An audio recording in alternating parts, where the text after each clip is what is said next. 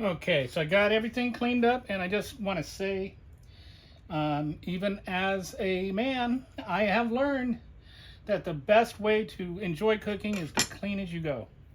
Um, it sucks when you're all done, you're ready to eat, and the kitchen's a catastrophe. Then you eat, and then you're too sluggish to like want to clean. So just clean as you go, and then once you're done cooking, you're ready to eat, and all you have to do is wash your plate. So big clue there. Whoa. What the heck? All right, so I don't know what's going on here. Okay, there we go. So right now you can't have nuggets without a good dip, right? So I'm going to make some ranch dressing from Fresh Herbs, and for that, this mayonnaise, the oil has settled a little bit because it was sitting in the, it's been sitting for a while, but it doesn't smell bad or anything. So and it mixes back up okay. So I'm going to make a double portion of this. So I'm going to add, just combine equal parts of mayonnaise, and I'm just doing 1 cup each. Mayonnaise, buttermilk,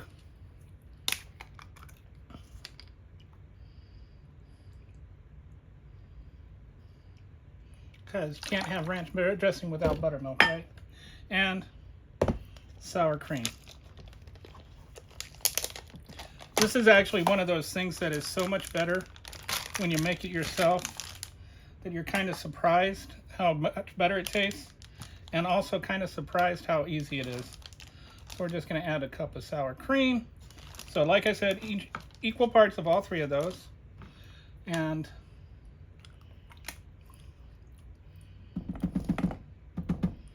then we're going to add, we have some fresh sweet basil. I'm not going to add a lot of sweet basil, just enough to give it a little taste. This is just something I picked from my own herb plant, but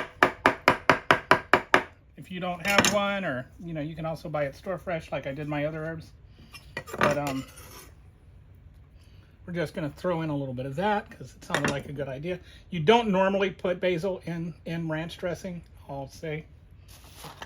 Their typical spices are the dill, the Italian parsley, and the chives, which is, I'm going to add some of those things now. I'm not chopping it up real great because when I blend it, it'll do all that for me.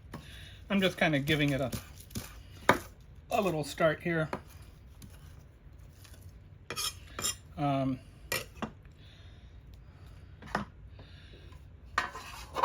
So I just kind of eyeball this. I would say if you're like doing dry, like maybe a tablespoon or 2 a piece. And if you're doing wet, then, like maybe 2 or 3 tablespoons. You generally want a little more when it's wet, because when it dries, it loses its water weight. So you, okay. And if you don't have a bench scraper, I highly recommend you get one, because you can see how easy that can make life.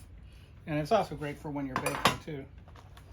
All right, and then the dill. We're almost done, believe it or not. This is how easy it is to make your own ranch dressing. And once you've had your own ranch dressing, you'll be like, why did I ever pay for ranch dressing? Because it is so much better when you make it yourself.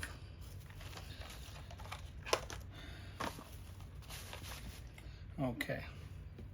And we're just going to chop this up and throw that in there. All right. Some real chefs would probably get mad at me for like such sloppy chopping techniques, but I'm not a real chef. So, all right. Here There we go. Now we're just going to pop that on. And we're just going to pulse. Probably should plug it in.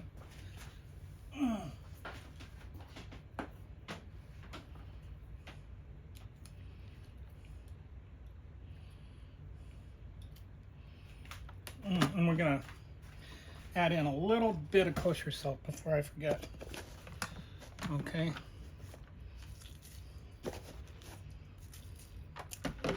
And maybe, why don't we add a little bit of fresh pepper too. All right.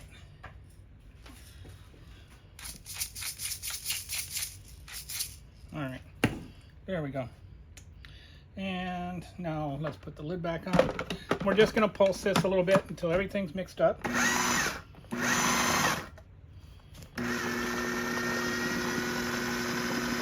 Just let it go. Okay, and yeah, let's drop some of these guys down a little bit. All right. And then